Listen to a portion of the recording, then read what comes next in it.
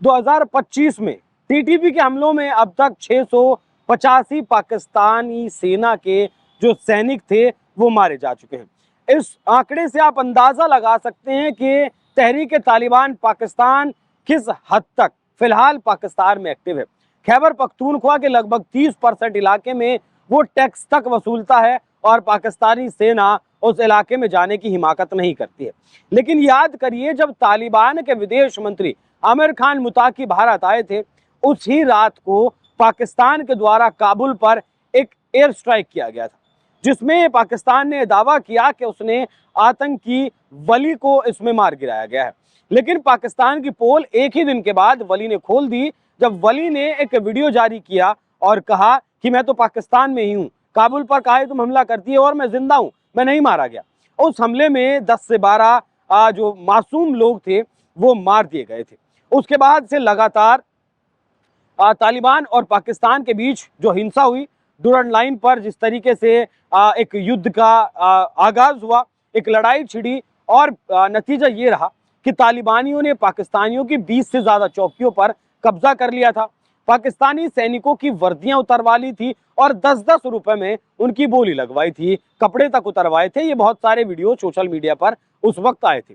हालांकि उसके बाद कतर में दोनों देशों के बीच सीज फायर हुआ, फिर 6-7 दिन की जो बातचीत है वो इस्तांबुल में हुई और दोनों देशों के बीच वैचारिक तनाव तो चल रहा था, मतलब भाषणबाजी में, बयानबाजी में तनाव तो चल रहा था, लेकिन सीमा पर शांति जरूर थी। लेकिन उसके बाद दिन आता है 11 नवंबर का। 10 नवंबर को दिल्ली में बम धमाका होता है। 11 नवंबर को पाकिस्तान के राजधानी इस्लामाबाद के डिस्ट्रिक्ट कोर्ट में एक बम धमाका होता है, एक आत्मघाती हमला होता है। जैसा आत्मघाती हमला दिल्ली में होता है, वैसे ही आत्मघाती हमला इस्लामाबाद में होता है और उसमें 12 लोगों की जान चली जाती है, जिसका जिम्मेदार पाकिस्तान तालिबान को मानता है। और उसके बाद एक बार फिर से बंदूक और जो गोलों की लड़ाई है वो एक बार फिर से शुरू हो जाती है। लेकिन अब एक बार फिर से 2 दिन पहले, माफ कीजिएगा, 24 नवंबर को एक खबर आती है जिसमें एक और बम धमाका, जो फेडरल कॉन्ट्रेबुलरी फोर्स है, पाकिस्तान की पैरामिलिट्री जो फोर्स है, डुरंड लाइन की जो सुरक्षा करती है, उसके मुख्यालय में एक हमलावर आता है और वो खुद फट जाता है, जिसमें कहा यह जाता है कि 3 पाकिस्तानी सैनिकों की मौत हो जाती है और 5 घायल हो जाते हैं। इसके बाद पाकिस्तान के प्रधानमंत्री शहबाज शरीफ सामने आते हैं और वो कहते हैं, इस हमले की निंदा करते हैं और कहते हैं कि इसका बदला जरूर लिया जाएगा। और रात होते होते अफगानिस्तान के खोस्त प्रांत में एक हवाई हमला पाकिस्तान के द्वारा किया जाता है, जिसमें 10 लोगों की मौत हो जाती है।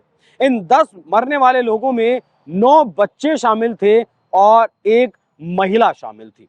अब अगर पाकिस्तान के ऊपर ये हमला हुआ और ये हमला अफगानिस्तान की धरती से हुआ, तो क्या किसी को भी मारकर पाकिस्तान इसका जवाब देगा या फिर हमला करेगा?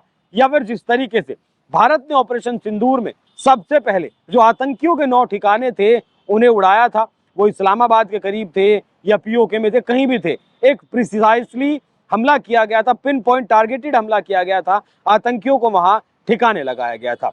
लेकिन क्या पाकिस्तान इस तरीके से, मतलब मासूम लोगों को मारकर आखिर हासिल क्या करना चाहता है? इस हमले की तालिबान की तरफ से निंदा की गई और उनके मंत्री जबीउल्लाह के द्वारा क्या कहा गया, पहले मैं आपको वो दिखाता हूं। अफगानिस्तान के खोस्त प्रांत में पाकिस्तान के भीषण हमले में 9 बच्चों समेत 10 लोगों की मौत हो गई। मरने वालों में एक महिला शामिल है। पाकिस्तान ने रात में अफगानिस्तान के खोस्त प्रांत में आम लोगों के इलाके को निशाना बनाकर हवाई हमले किए। इससे एक दिन पहले पाकिस्तान के खैबर पख्तूनख्वा की राजधानी पेशावर में मिलिट्री हेडक्वार्टर को निशाना बनाकर हमला किया गया था। इनके जो मंत्री हैं उन्होंने कहा कि अफगान संप्रभुता का बर्बर उल्लंघन। इस हमले की जानकारी देते हुए उन्होंने कहा कि पाकिस्तानी हमलावर सेनाओं ने एक स्थानीय नागरिक के घर पर बमबारी की, जिसमें दक्षिण पूर्वी खोस्त प्रांत में 9 बच्चे, 5 लड़के और 4 लड़कियां और एक महिला शहीद हो गई। इन्होंने आगे कहा कि कुनार और पतिका के सीमावर्ती इलाकों में और हवाई हमलों में 4 और आम लोग घायल हो गए। पाकिस्तान ने मंगलवार के ऑपरेशन पर फिलहाल आधिकारिक तौर पर बयान जारी नहीं किया है, लेकिन इस्लामाबाद में सूत्रों ने बार बार ऐसी कार्रवाइयों को तहरीक तालिबान पाकिस्तान के ठिकानों को खुफिया जानकारी के आधार पर किया गया हमला बताया। अफगानिस्तान पर हुई हवाई हमलों से कुछ घंटे पहले एक आत्मघाती हमला खैबर पख्तूनख्वा प्रांत की राजधानी पेशावर में पाकिस्तान के फेडरल कॉन्स्टेबलरी के हेडक्वार्टर को निशाना बनाकर किया गया था।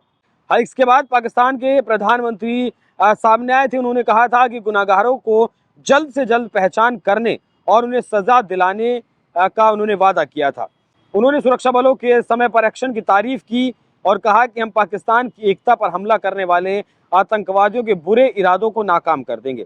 पाकिस्तान के का जो सरकारी ब्रॉडकास्टर है उसने दावा किया कि हमलावरों की पहचान अफगान नागरिकों के तौर पर हुई है, जिससे इस्लामाबाद के क्रॉस बॉर्डर आतंकवाद के नैरेटिव को और हवा मिली। आपको बता दें कि पाकिस्तान और अफगानिस्तान के बीच का जो विवाद है वो नया नहीं है। लगभग 2600 किलोमीटर से ज्यादा का बॉर्डर पाकिस्तान और अफगानिस्तान साझा करते हैं। इसमें एक अंग्रेजों के द्वारा मतलब कह सकते हैं कि हवा में एक डूरंड लाइन, एक लाइन खींच दी गई थी जिसे नाम दिया गया था डूरंड लाइन। इस लकीर को खींचने वाले जो अधिकारी थे उनका नाम डूरंड था और उन्हीं के नाम पर इस लाइन को डूरंड लाइन कह दिया गया था। लेकिन तालिबान इस या फिर कहें कि पूरा अफगानिस्तान इस डूरंड लाइन को नहीं मानता है। अफगानिस्तान का कहना है कि पाकिस्तान का जो अटक है वहां तक तालिबान की सेना है, क्योंकि यहाँ पर पश्तून लोग रहते हैं।